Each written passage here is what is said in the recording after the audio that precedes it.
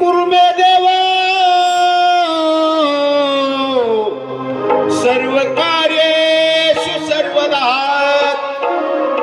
गुरुर ब्रह्मा गुरुर विष्णू गुरुर्देव महेश्वरा गुरु साक्षात परब्रह्म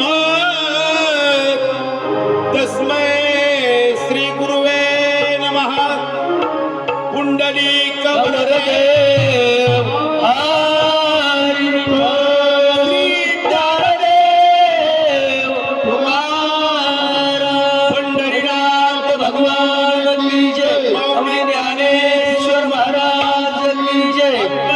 गणपतबा महाराज की जय, संतोबा महाराज की जय, हरेश्वर महाराज की जय।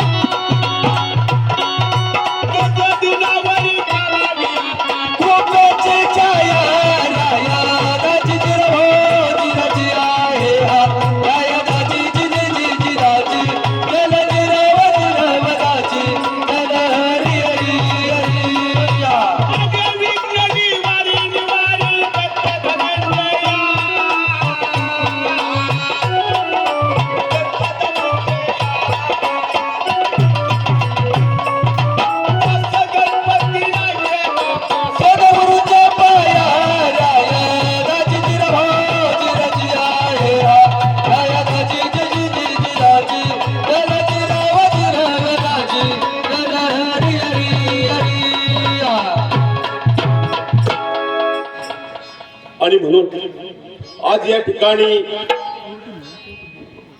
दीनदयाळ दीनदुबळ्यांचं प्रेरणास्थान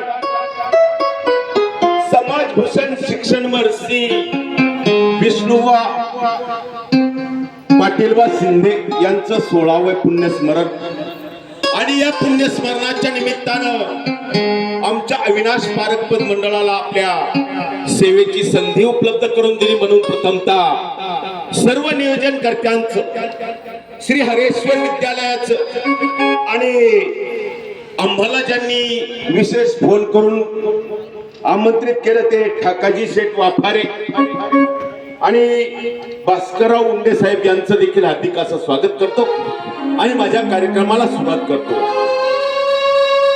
पवित्र ते कुळ पावन तो देश, पवित्र ते कुळ पावन तो देश, जेथे हरीचे दास जन्म घेतले।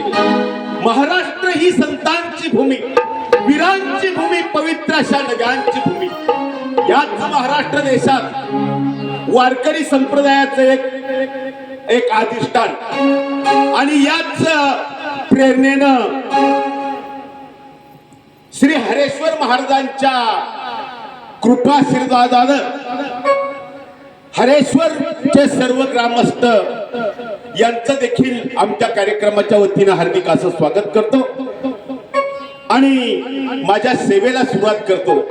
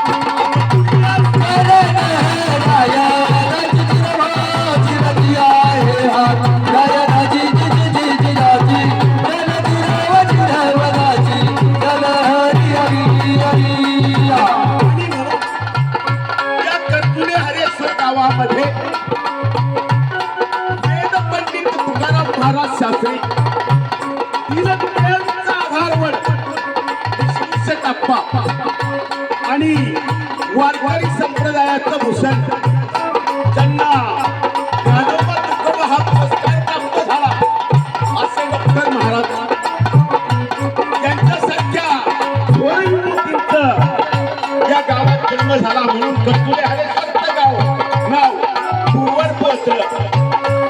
आणि म्हणून 20 जून 1943 साली शिंदे घराण्यात विष्णू शेठ यांचा जन्म झाला. पुढे काही प्रकार झाला पहा.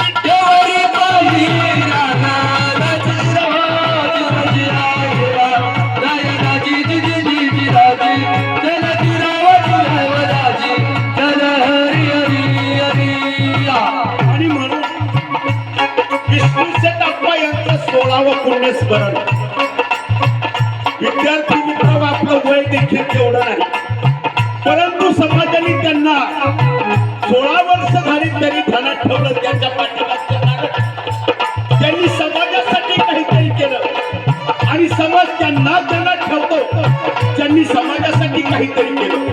आणि म्हणून समाज आपल्या आई वडिलांची सेवा केली, या दिनदुबळ्या गरीब जनतेची सेवा केली. मग पुंडलिक कोण?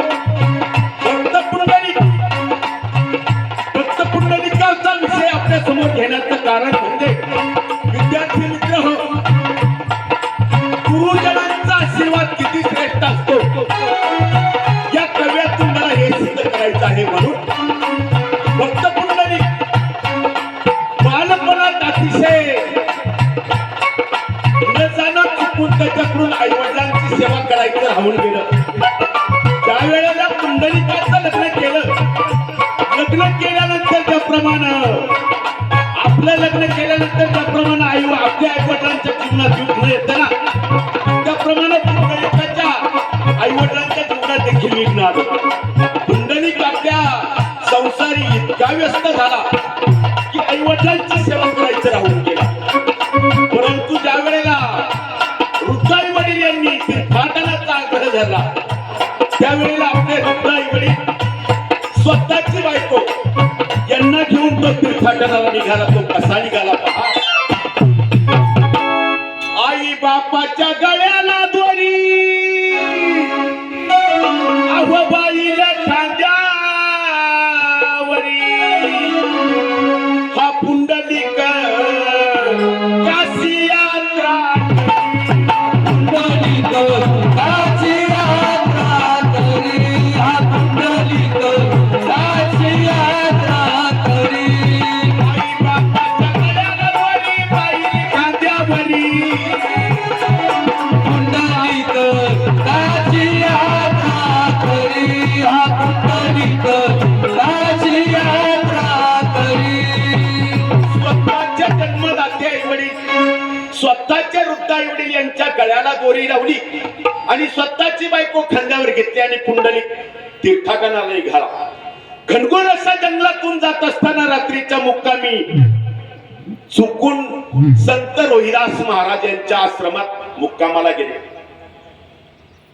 रोहिदास महाराज आपल्या आई वडिलांची करीत असलेल्या सेवा बघून पुंडलिकाच्या मनात देखील परिवर्तन झालं. पुढे कुक्कुट स्वामी यांना त्यांनी गुरु करून घेतलं. कुक्कुट स्वामी यांनी दिलेल्या ज्ञानानं, म्हणजे गुरुच्या ज्ञानानं त्याच्यात बदल झाला. पुन्हा आई वडिलांची सेवा करू लागला. आई वडिलांची सेवा कशी केली पहा. माता पित्याची सेवा करीत अव पुंडलिक भोळा, पुंडलिक भोळा,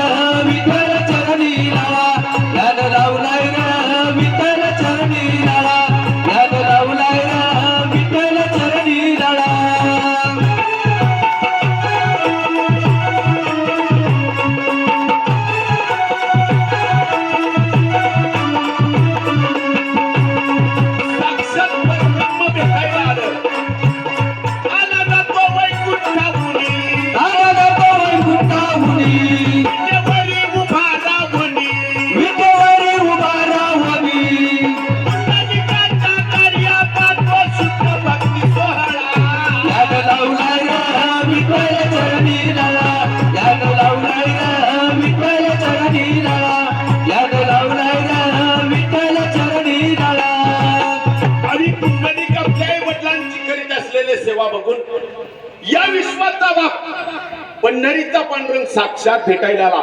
हे पुंडलिका, मी तुला प्रसन्न आहे, काय मागायचे ते माग. देवा ठीक आहे, जोपर्यंत माझ्याच्यानी माझ्या आई वडिलांची सेवा पूर्ण होत नाही तोपर्यंत मला तुझ्याकडे येण्यासाठी वेळ नाही. हातातली वीट भिरकवली. आज 28 युग झाले. पुंडलिकाच्या भेटीसाठी अजून तिष्ठत उभे आहेत पांडुरंग. म्हणून तरी पण पांडुरंग म्हटलं, तू काहीतरी मागितलं पाहिजे. देवा ठीक आहे, ज्या ज्या वेळेला तुझ्या नावाचा जयघोष होईल, तुझ्या नावाच्या आधी माझं नाव आलं पाहिजे. म्हणून आपण म्हणतो पहा, पुंडलिक श्री ज्ञानदेव तुकाराम, पंढरीनाथ भगवान की जय, ज्ञानेश्वर महाराज की जय. असो, आई वडिलांची सेवा केली म्हणून साक्षात परब्रह्म विटेवर उभं राहिलं. तद्वत अखंड महाराष्ट्राचं कुलदैवत राजा शिवछत्रपती यांचे गुरु संत श्रेष्ठ तुकाराम महाराजांची शिकवण राजांना होती. म्हणून दुश्मनाच्या स्त्रीला देखील त्यांनी मातेची वागणूक दिली. आणि शिवाजी राजांसारखा जर पुत्र जन्माला यायचा असेल तर त्या आई वडिलांची पुण्याई लागते. ज्या मातेच्या पोटी तो पुत्र जन्म घेतो त्या मातेची कुस देखील पवित्र लागते. आणि म्हणून माझ्या जिजाबाईची पुण्याई कशी होती पहा. माझ्या जिजाईची पुण्याई कशी आली या फळाला.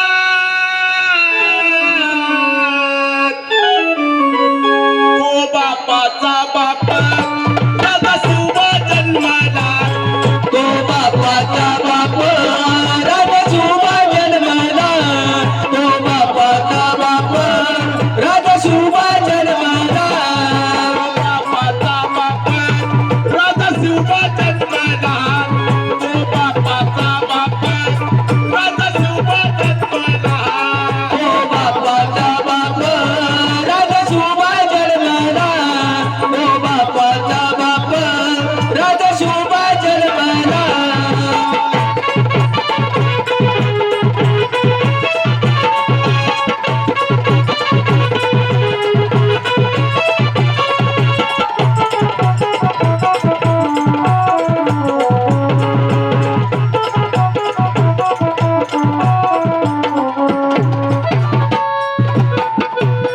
आज्ञा होती माझी जाऊची शपथ घेतली स्वराज्याची. शपथ घेतली स्वराज्याची. शपथ घेतली स्वराज्याची. जन कल्याणाची शिकवण जगद्गुरु तुकोबाची. जन कल्याणाची शिकवण जगद्गुरु तुकोबाची. स्वराज्याचे स्वराज्याचे या त्वरणा जळाला. तो बापाचा बाप राजा शिवबा जन्माला. तो बापाचा बाप राजा शिवबा जन्माला. तो बापाचा बाप राजा शिवबा जन्माला.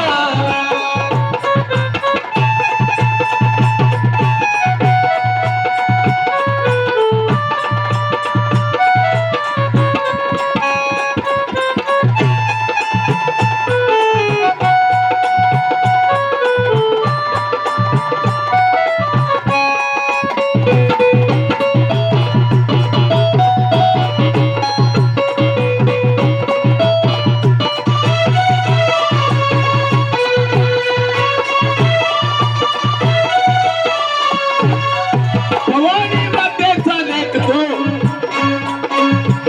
स्वराज्याचा राजा होता. भवानी मातेचा लेक तो स्वराज्याचा राजा होता. चुकला नाही कुणा पुढे मुघलांचा तो बाप होता. म्हणून हाती घेतली तलवार याला दुष्टांचा संहार. हाती घेतली तलवार याला दृष्टांत संहार.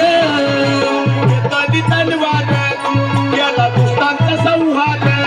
हाती घेतली तलवार याला दृष्टांत संहार. आत्मल्याचा कोटात यानं काढीला बाहेर. या चल्यात मोठा यानं काढीला बाहेर. या चल्यात मोठा यानं काढीला बाहेर. घराच्या पैशाची आणि कबराचा मुलगा. तो बापाचा बाप राजा शिवबा जन्माला. तो बापाचा बाप राजा शिवबा जन्माला. तो बापाचा बाप राजा शिवबा जन्माला.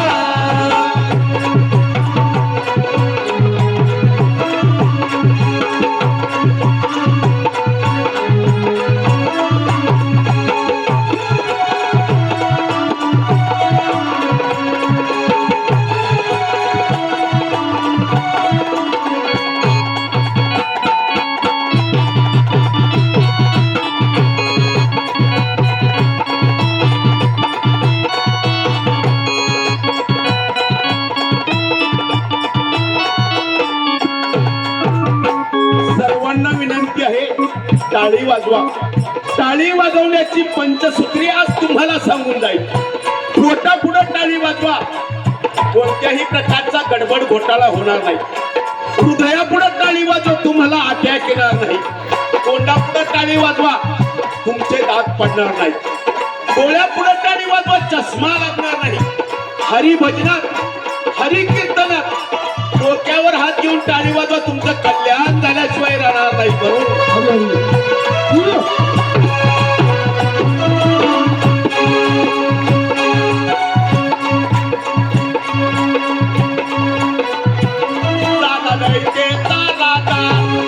छत्रपती माझा, शिवछत्रपती माझा राज्याभिषेकात त्याला जगात गाजा वाजा, राज्याभिषेक त्याला जगात गाजा वाजा, राज्याभिषेक त्याला जगात गाजा वाजा. मनातून मुद्रा हो मी माझ्या राजाला, तो बापाचा बाप राजा शोभा जन्मला, तो बापाचा बाप राजा शोभा जन्मला, तो बापाचा बाप राजा शोभा जन्मला. जय. वयाच्या 16व्या वर्षी मघा महाराजांनी 16व्या वर्षाचं गणित सांगितलं बा. 16व्या वर्षी राजानं स्वराज्याची शपथ घेतली आणि ज्यांना आपण माऊली म्हणून संबोधतो, महाविष्णूचा अवतार कोण? साधकांचा माय बापा दर्शने हरितपा सर्वाभूती एक रूप, ज्ञानोबा माझा, ज्ञानोबा माझा, ज्ञानोबा माझा, ज्ञानोबा माझा, ज्ञानोबा माझा. काय केलं ज्ञानेश्वर माऊलीने? वयाच्या 16व्या वर्षी सकल विश्वाच्या कल्याणासाठी पसायदान मागितलं. जे खेळांची व्यंकटी सांडो तया सत्कर्मी रती वाढो, हुता परस्परे पडो मैत्र जीवांची. आणि माऊली विचार करा, आपलं पोरग काय करते वय वर्ष 16, आणि म्हणून माता पित्याची सेवा केली पाहिजे. परंतु एखादा बहादर असं म्हणतो, काय केलं माझ्या आई वडिलांनी माझ्यासाठी. परंतु ज्या वेळेला कार्तिक स्वामी आणि गणपती बाप्पा यांची भ्रमणाची पैज लागली, त्यावेळेला कार्तिक स्वामी यांनी आपलं वाहन मयुराला आमंत्रित केलं. मयुरावर विराजमान झाले आणि तीर्थभ्रमणाला निघून गेले. परंतु गणपती बाप्पाने फक्त आपल्या आई वडिलांना प्रदक्षिणा घातली. त्या पाठीमागचं कारण, आई वडिलांची सेवा हीच खरी ईश्वर सेवा. म्हणून जगद्गुरु संत श्रेष्ठ तुकाराम महाराजांनी म्हटले, माय बापे केवळ काशी, माय बापे केवळ काशी, देणेले जावे तीर्थासी. म्हणून म्हटले, अवकाशी केली मथुरा केली केली द्वारका, जगात देव नाही आई बापा सारखा, जगात देव नाही आई बापा सारखा, जगत देव नाही आई बाबा सारखा, जगत देव नाही आई बाबा सारखा, जगत देव नाही आई बाबा सारखा.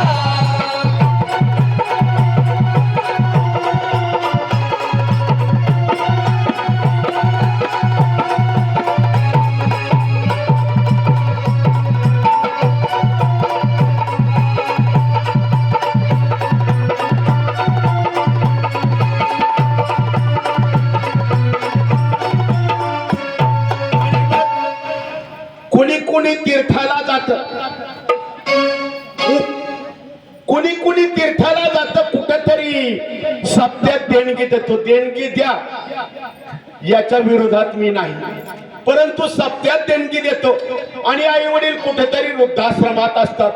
म्हणून एका सुभाषितकारानं म्हटले, अरे किसीने रोजा रखा तो किसीने उपवास रखा, किसीने रोजा रखा तो किसीने उपवास रखा, कबूल तो उसका हुआ जिसने माँ बाप को अपने पास रखा, जिसने माँ बाप को अपने पास रखा. म्हणून आई वडिलांची सेवा केली पाहिजे. पुढील चरणात कवी काय म्हणतात पहा. भुकानी गरिबी फार नाही घेतले शिक्षण अवपूर्ण शिक्षण कर्तृत्व नेतृत्व अंगी होते त्रिगुण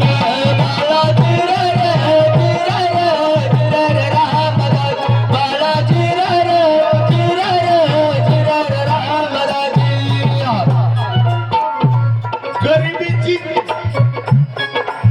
फार मोठी गरिबी असल्या कारणानं आपणचं शिक्षण पूर्ण झालं नाही. परंतु माझ्याच्यानी जे झालं नाही ते दीनदुबळ्यांसाठी केलं पाहिजे ही दातृत्वाची भावना होती. म्हणून ही ध्येयवेळी माणसं असतात ना की आपल्या कार्याला कर्माला कर्म म्हणून त्याची पूजा करतात आणि कुठेतरी मग त्यांचं कुठेतरी नावलौकिक होत. तो नावलौकिक कसा होतो पहा. छत्रपती शिवाजी महाराजांनी गरीब दैत्याची सेवा केली म्हणून छत्रपती हा किताब त्यांना मिळाला. आमच्या अविनाश भारत पतमंडळाचं गणपत बाबा चौरे यांनी अध्यात्माचा अभ्यास केला म्हणून त्याला आत्मज्ञानी ही पदवी मिळाली. बाबासाहेब आंबेडकर यांना घटनेचे शिल्पकार म्हणून संबोधण्यात आलं. संत श्रेष्ठ निळोबा राय आपल्या पारनेर तालुक्याचं भूषण गुरुच्या भेटीसाठी अखंड 42 दिवस अनुष्ठान केलं. संत शिरोमणी म्हणून त्यांचा नावलौकिक झाला. तद्वतांनी या दीनदुबळ्या गरिबांची सेवा केली म्हणून त्यांना समाजभूषण म्हणून हा किताब जाहीर झाला. असो पुढे पुढे कवी काय म्हणतात पहा. मग आपण काय केलं पहा. गंगाली शिक्षणाची दारी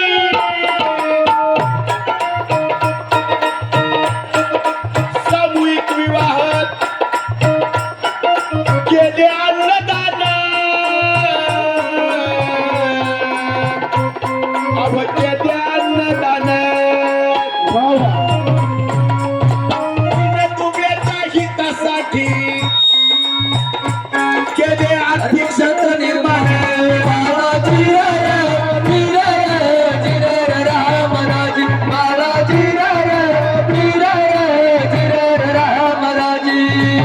आणि म्हणून दीनदुबळ्यांच्या गरीब मुलांचं शिक्षण व्हावं म्हणून श्री हरेश्वर विद्यालयाची स्थापना केली. सामूहिक विवाह केले. अन्नदानाचं पवित्र असं काम केलं. एक प्रसंग आठवतो मला. त्या प्रसंगाचा मी साक्षीदार होतो. इयत्ता 5वीत शिकत असताना आपणची मातोश्री अनुसया आजी यांचं एक नवस पूर्ण करण्यासाठी श्री सत्य पिंपळगाव रोठा येथे खंडोबा देवस्थान येथे संपूर्ण तालुक्याला पुरणपोळीचं जेवण केलं. इतका मोठा श्रेष्ठ अधिकार म्हणून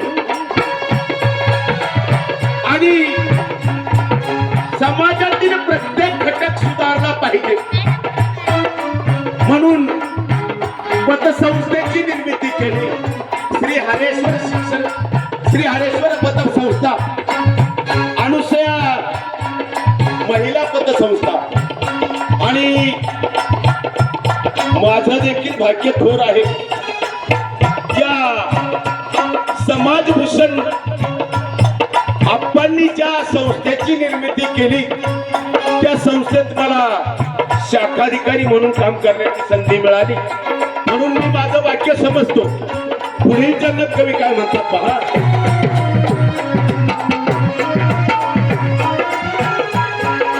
गोरगरिबाचा होता काय वाई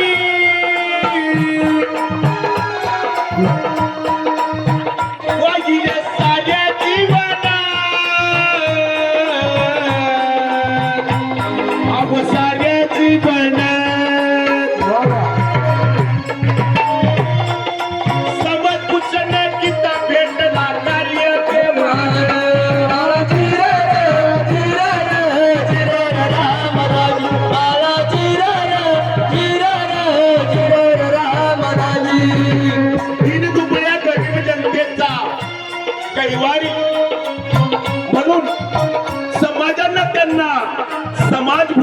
किताब दिला, परंतु हे जीवन क्षणभंगूर आहे, पाण्याचा बुडबुडा. आले देवाजीच्या मनात तिथे कोणाचे चालेना. म्हणून जानेवारी दासाने विकासाचा मेरू पडला उन्मळून, पडला उन्मळून.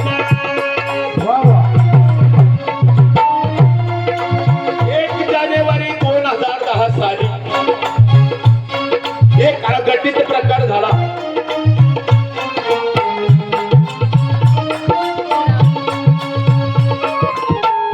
विद्यालयाचे माजी प्राचार्य श्री एकनाथ दाते सर यांच्याकडून आमच्या पार्टीसाठी 501 रुपयाची देणगी आली. पार्टीच्या वतीने त्यांचं हार्दिक असं स्वागत. धन्यवाद.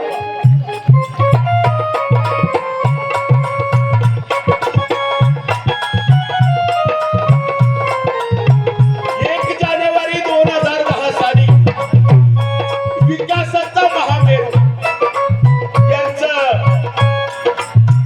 अनंतात विलीन झाले आणि आज 16वे पुण्यस्मरण म्हणून शाहीर शांताराम यांच्या कार्याला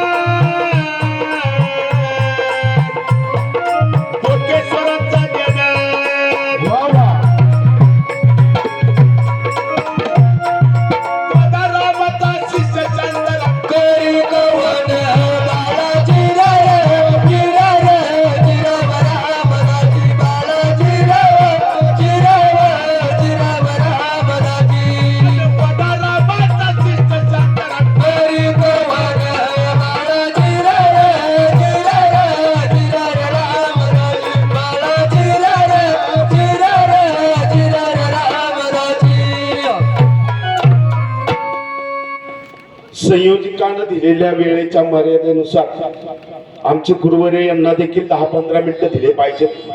म्हणून मी माझ्या सेवेला पूर्ण विराम देतो. परंतु